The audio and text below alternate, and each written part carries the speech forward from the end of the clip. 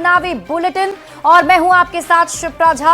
अगले आधे घंटे में मैं आपको दिखाऊंगी आज की सबसे बड़ी चुनावी खबर, फिर बात करेंगे नेताओं के बवाली बयान की और फिर दिखाएंगे आपको खबर जो सियासी गलियारों में है वायरल, और प्रोग्राम के आखिर में मैं आपके साथ साझा करूंगी एक रोचक चुनावी जानकारी। तो चलिए शुरू करते हैं बिहार विधानसभा चुनाव से जुड़ा सबसे महत्वपूर्ण बुलेटिन। मुख्यमंत्री लालटेन वालों ने जंगल राज दिया, सबको बर्बाद किया। क्रेडिट झूठे लेता रहता है, तो क्रेडिट क्यों ना ले?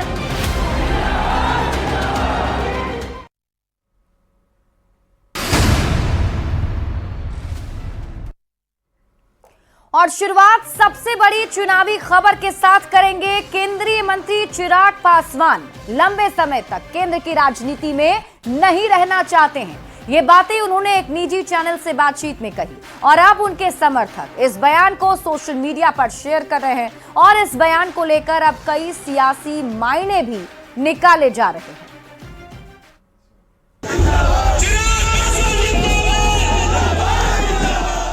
चिराग पासवान उम्र 42 साल, दल लोक जनशक्ति पार्टी, रामविलास, पद केंद्रीय खाद्य प्रसंस्करण मंत्री। पर चिराग पासवान कह रहे हैं कि वो लंबे समय तक केंद्र में नहीं रहना चाहते, वो बिहार लौटना चाहते हैं। उन्होंने कहा कि मेरा प्रदेश मुझे बुला रहा है। उनके समर्थक इस बयान को सोशल मीडिया पर शेयर कर रहे हैं। अगर आप लोग सर्वे में कहीं करते हैं तो मुख्यमंत्री में 2-3 नाम होते हैं, उसमें भी हमारे नेता आदरणीय चिराग पासवान जी का नाम आप भी लोग न रखते हैं। तो बिहार के लोग जब उनसे पूछते हैं कि भाई आपने नारा दिया है, अब ये साकार कब होगा, तो इस संदर्भ में उन्होंने कहा कि भाई बिहार के लोग मुझे बुला रहे हैं और व्यक्तिगत रूप से पार्टी के लोग, तो मैं भी चाहता हूं, पार्टी के कार्यकर्ता भी चाहते हैं कि आदरणीय चिराग पासवान जी बिहार के मुख्यमंत्री बने। बिहार चुनाव से ठीक पहले केंद्रीय मंत्री चिराग पासवान के इस बयान के कई मतलब निकाले जा रहे हैं। क्या चिराग पासवान बिहार की राजनीति में लौटना चाहते हैं? क्या बिहार चुनाव में बड़ी भूमिका निभाएंगे चिराग पासवान? क्या बिहार चुनाव में उनकी पार्टी बड़ी भूमिका निभाने वाली है? 2025 का विधानसभा चुनाव चिराग लड़ना चाहते हैं? क्या चिराग ने 2030 की तैयारी अभी से शुरू कर दी है?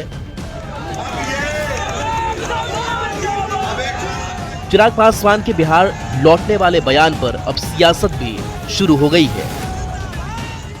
एनडीए की केंद्र सरकार द्वारा दलित समाज के विकास के निर्णयों को इस वर्ग के बीच में पहुंचाने में आप पीछे नहीं रहे।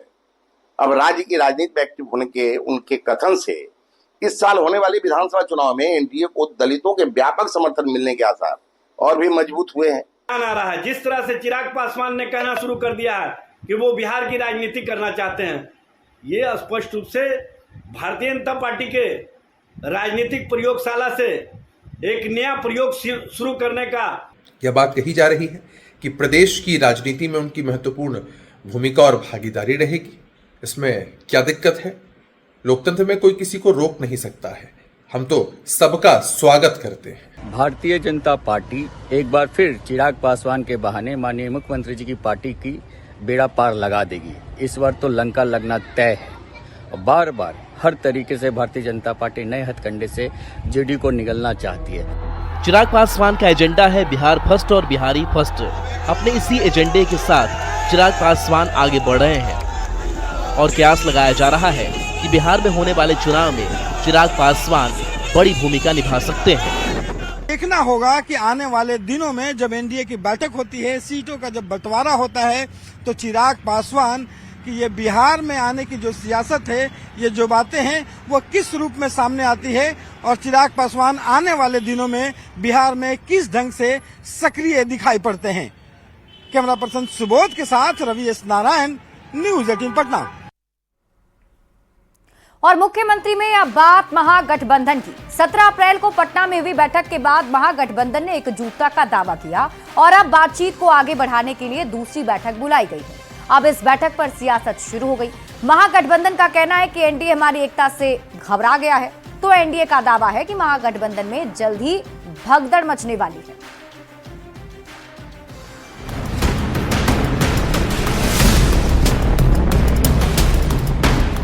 17 अप्रैल को पटना के आरजेडी दफ्तर में महामंथन के बाद महागठबंधन ने एक कोऑर्डिनेशन कमेटी बनाई, जिसका अध्यक्ष तेजस्वी यादव को बनाया गया। चुनाव को लेकर बनाई गई इस कमेटी की पहली बैठक 24 अप्रैल को होगी। कांग्रेस कार्यालय सदाकत आश्रम में बैठक में आरजेडी नेता तेजस्वी यादव, कांग्रेस प्रभारी कृष्णा अल्लावरू, कांग्रेस प्रदेश अध्यक्ष राजेश राम, वीआईपी प्रमुख मुकेश सहनी और वाम दल के प्रतिनिधि शामिल होंगे। बैठक में सीट शेयरिंग को लेकर भी बातचीत हो सकती है। देखिए, महागठबंधन, इंडिया गठबंधन पूरी तरह से इंटैक्ट है और 243 सीटों पर चुनाव लड़ेगी और महाविजय करेगी। लेकिन एनडीए वाले अपनी डूबती नैया को बचा ले, यही बहुत है। बिल्कुल ये तय है कि एनडीए में सीट शेयरिंग को लेकर सर फुटबॉल होगा और अंतिम में भागम भाग मचेगा वहाँ। और उसके इतर इंडिया गठबंधन में सब सहजता से, एकजुटता से हम लोग निर्णय ले लेंगे। महागठबंधन एकजुटता से चुनावी मैदान में उतरने का दावा कर रहा है, पर एनडीए का कहना है कि महागठबंधन महामकड़ जाल में फंसकर रह जाएगा। लेकिन मेरा तो ऐसा मानना है कि महागठबंधन एक मकर जाल के रूप में आज उपस्थित है और मकर जाल जिस प्रकार से जकड़ लेता है तो वह छूट नहीं पाता है। अब देखिए, यह महागठबंधन महाजकड़ जाल में फंस करके रह जाएगा, इससे ज्यादा कुछ नहीं है। इंडिया अलायंस के घटक दल हाइना की झुंड है, जो आपसी वर्चस्व की लड़ाई में ही एक दूसरे को सह और मात के खेल में लगे हैं। सीटों को बंटवारा को लेकर इनमें भारी सी फुटबॉल होने वाला है। एक तरफ कांग्रेस जहां 70 से अधिक सीटों का डिमांड कर रही है, मुकेश सहनी की पार्टी 60 सीटों का कम से कम डिमांड कर रही है। इसके अलावा उनके साथ और भी दल हैं। सीटों के बंटवारे को लेकर इनमें भगदड़ मचने वाली है। 24 अप्रैल को महागठबंधन की बैठक में सीट बंटवारे पर चर्चा की संभावना जताई जा रही है। ऐसे में सभी की निगाहें सदाकत आश्रम में होने वाली बैठक पर टिकी हुई है। न्यूज़ 18 के लिए पटना से संवाददाता रवीएस नारायण की रिपोर्ट। विधानसभा चुनाव के पहले नीतीश कुमार की सरकार मिशन एम में जुट गई है। विरोधी आरोप लगा रहे हैं कि नीतीश सरकार पैसे की बर्बादी कर महिलाओं को लुभाने की कोशिश कर रही है। लेकिन नीतीश सरकार के मंत्री नीतीश कुमार के मिशन एम को लेकर बड़ा इशारा कर रहे हैं। 2500 रुपया डायरेक्ट उसके खाता में।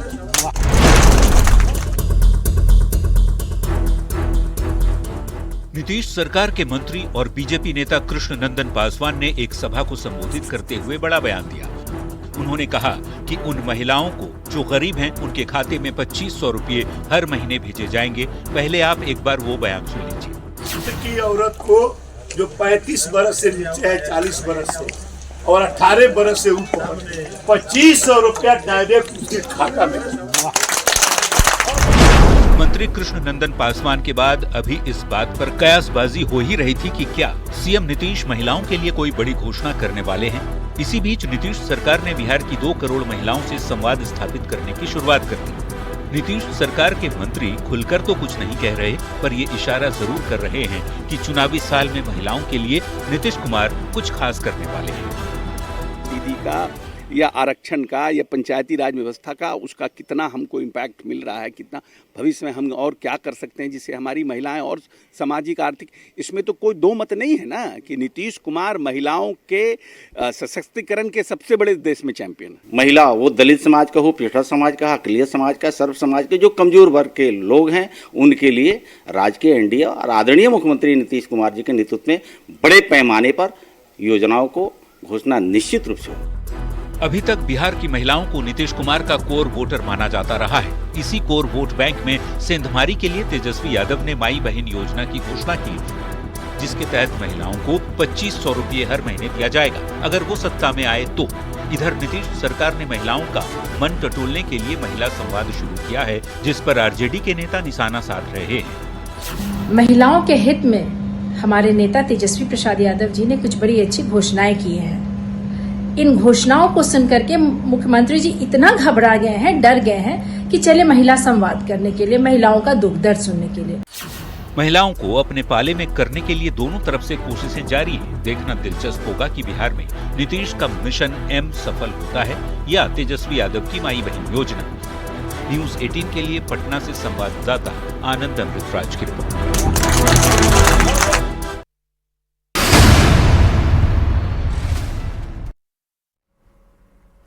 और मुख्यमंत्री में अब बात करेंगे बयान बवाली की। और आज का बवाली बयान दिया है नेता प्रतिपक्ष तेजस्वी यादव ने।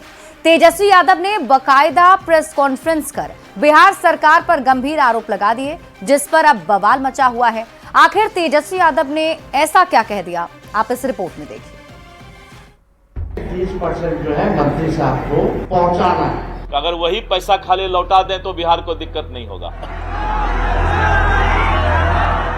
चुनावी साल शुरू होते ही बिहार में अलग अलग मुद्दे तैरने लगे हैं। कोई जंगल राज की याद दिला रहा है तो कोई भ्रष्टाचार की दुहाई दे रहा है। इस बीच बिहार के नेता प्रतिपक्ष तेजस्वी यादव ने बिहार सरकार पर गंभीर आरोप लगा दिया और कहा कि हर विभाग में मंत्री के लिए 30% कमीशन फिक्स है। जो मंत्री लेवल के जो लोग हैं, लगभग आप जान रहे, पूरा बिहार जानता है कि निर्माण कार्यों में एक फिक्स अमाउंट तय है कि 30% जो है मंत्री साहब को पहुंचाना है कमीशन के तौर पर। तेजस्वी का बयान आते ही बिहार बीजेपी के प्रदेश अध्यक्ष का पलटवार भी हुआ। दिलीप जायसवाल ने कहा, तेजस्वी यादव के पिता लालू प्रसाद अगर चारा घोटाले का पैसा लौटा दें तो बिहार को दिक्कत नहीं होगी। यही नहीं, उन्होंने तेजस्वी को डिबेट की चुनौती भी दे दी। बचपन में हम लोग देखते थे कि पुराने जमाने में रिकॉर्ड चलता था तो वो कभी कभी फंस जाता था, और प्रतिपक्ष के नेता का रिकॉर्ड फंस गया है। रह रह करके उनको एक ही चीज़ याद आता है, उनके पास, प्रतिपक्ष के नेता के पास कोई मुद्दा नहीं। मैंने उनको चुनौती दिया है और पूरे इंडी गठबंधन को चुनौती दिया है कि अगर है हिम्मत तो बिहार के विकास पर डिबेट करके दिखाए। नेता प्रतिपक्ष बिहार सरकार पर भ्रष्टाचार का आरोप लगा रहे हैं तो दिलीप जायसवाल सरकार के काम गिनवा रहे हैं। सवाल अब यह है कि क्या जनता इन आरोप प्रत्यारोपों में असली मुद्दे पहचान पाएगी, या फिर चुनावी मौसम में सियासत का तापमान यूं ही चढ़ता रहेगा। पटना से संवाददाता रवि एस नारायण और शैलेंद्र के साथ ब्यूरो रिपोर्ट, न्यूज 18।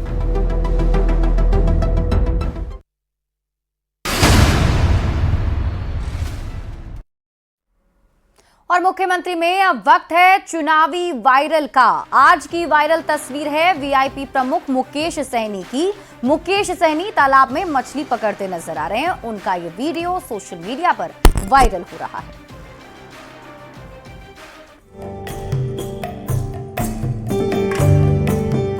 ये है वीआईपी के संरक्षक मुकेश सहनी। वैसे तो राजनीतिक तौर पर काफी व्यस्त रहते हैं, पर जब भी खाली समय मिलता है अपनी विरासत से जुड़ने की कोशिश करते हैं।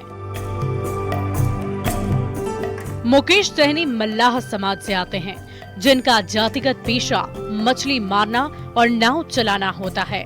हालांकि अब ये जरूरी नहीं, पर मुकेश अपने समाज के लोगों से जुड़े रहने के लिए उनके साथ मछली मारने पहुंच गए और इसका वीडियो सोशल मीडिया पर साझा किया।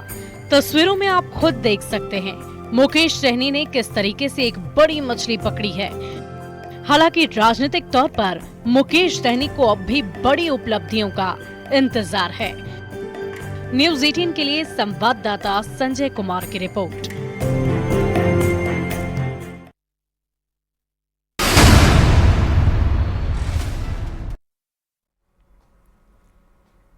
और चलिए अब मुख्यमंत्री बुलेटिन में वक्त है एक रोचक चुनावी जानकारी का। क्या आप जानते हैं कि भैंस पर बैठकर चुनाव प्रचार करने वाला नेता कौन था? देखिए, 1995 के विधानसभा चुनाव में लालू प्रसाद यादव ने चुनाव प्रचार के लिए भैंस की सवारी की थी। लालू यादव ने उस समय अपनी छवि को गरीबों के नेता के रूप में स्थापित करने के लिए आम जनता से सीधा जुड़ाव बनाने की रणनीति अपनाई थी। प्रचार के दौरान वे भैंस पर चढ़कर गांव में घूमते थे। इससे वो ये संदेश देना चाहते थे कि वे धरती पुत्र हैं और आम जनता के सबसे करीब हैं। इसके बाद से लालू स्टाइल प्रचार देश भर में चर्चा का विषय बना। मीडिया में उनकी छवि एक मजाकिया नेता लेकिन तेज तर्रार राजनेता की बन गई। यही प्रचार शैली लालू प्रसाद को 1995 में भारी बहुमत से जिताने में मददगार साबित हुई।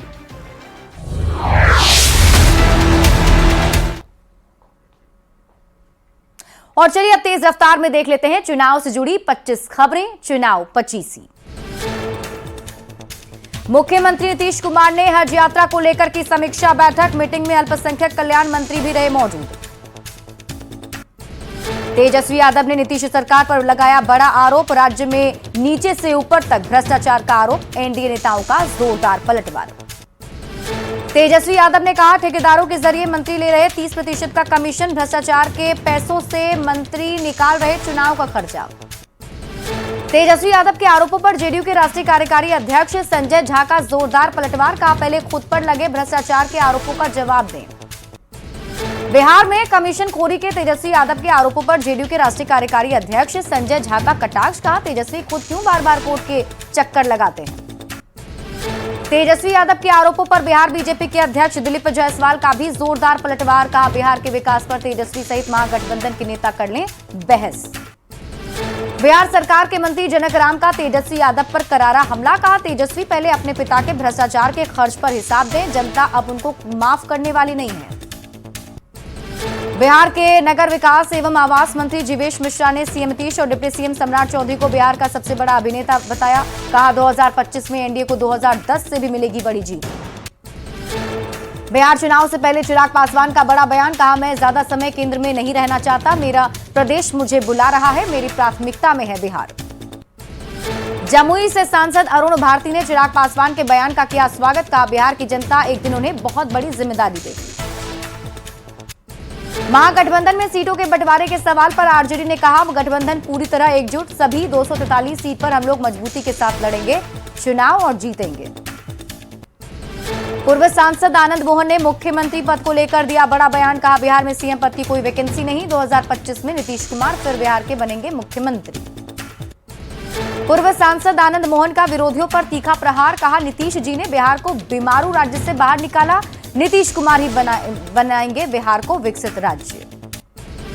सासाराम सांसद मनोज कुमार ने पहली बार फीता जोड़कर कार्यक्रम का किया उद्घाटन। कैमूर के बेलौड़ी गांव में अंबेडकर की जयंती पर हुआ था कार्यक्रम। वक्फ कानून को लेकर बीजेपी का जन जागरण अभियान जारी। भागलपुर में पूर्व केंद्रीय मंत्री शाहनवाज हुसैन ने शुरुआत की। शुक्रिया मोदी भाईजान वक्फ जन जागरण अभियान की शुरुआत। बक्सर में पर्यावरण मंत्री सुनील कुमार ने गोकुल जलाशय का किया निरीक्षण। पर्यटन को बढ़ावा देने के लिए जल्द बनेगा डीपीआर। सीतामढ़ी के अंबेडकर चौक पर भारतीय जनता युवा मोर्चा के कार्यकर्ताओं ने जलाया राहुल गांधी का पुतला। का हेराल्ड केस में घोटाला कर राहुल ने साबित किया कांग्रेस का हाथ घोटालेबाजों के साथ। सीएम नीतीश के बेटे निशांत कुमार ने जनता से फिर की एनडीए को बहुमत दिलाने की अपील। कहा जनता विकास के नाम पर वोट करे ताकि पिताजी फिर से सीएम बनकर विकास करें। निशांत ने तेजस्वी को बताया छोटा भाई। 24 अप्रैल को होगी महागठबंधन की दूसरी बैठक। कोऑर्डिनेशन कमेटी के सदस्य सीटों को लेकर पहली बार करेंगे औपचारिक चर्चा। चुनावी मुद्दों और आपसी तालमेल पर भी होगा मंथन। किशनगंज में वक्फ कानून को लेकर सर्वदलीय बैठक। एआईएमआईएम के प्रदेश अध्यक्ष अख्तरुल इमान का बयान। वक्फ की जमीन बेचने वाले हैं चोर और बेईमान। पश्चिम बंगाल के मुर्शिदाबाद में हिंसा के खिलाफ कटिहार में विश्व हिंदू परिषद और बजरंग दल के कार्यकर्ताओं ने किया प्रदर्शन। शहीद चौक पर पश्चिम बंगाल की मुख्यमंत्री ममता बनर्जी का जलाया गया पुतला। गोपालगंज में केंद्रीय राज्य मंत्री सतीश चंद्र दुबे ने पश्चिम बंगाल में हिंदुओं पर हिंसा को लेकर सीएम ममता बनर्जी पर साधा निशाना। कहा पूरी तरह असंवेदनशील हो चुकी है ममता। केंद्रीय राज्य मंत्री सतीश चंद्र दुबे का पश्चिम बंगाल के सीएम को नसीहत। कहा अगर ममता बनर्जी को हिंदू समाज से इतनी परेशानी है तो किसी मुस्लिम देश चली जाएं। रीतलाल यादव के खिलाफ बिल्डर कुमार गौरव उर्फ मुन्ना यादव ने दर्ज कराया रंगदारी का केस। कुमार गौरव और उनके बिजनेस पार्टनर राकेश रंजन को पुलिस ने मुहैया कराई सुरक्षा।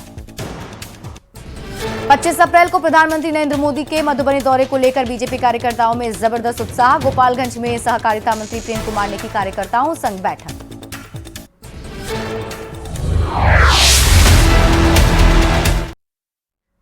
और हमारे खास बुलेटिन मुख्यमंत्री में आज के लिए बस इतना ही। आप देखते रहिए न्यूज़ 18 बिहार झारखंड।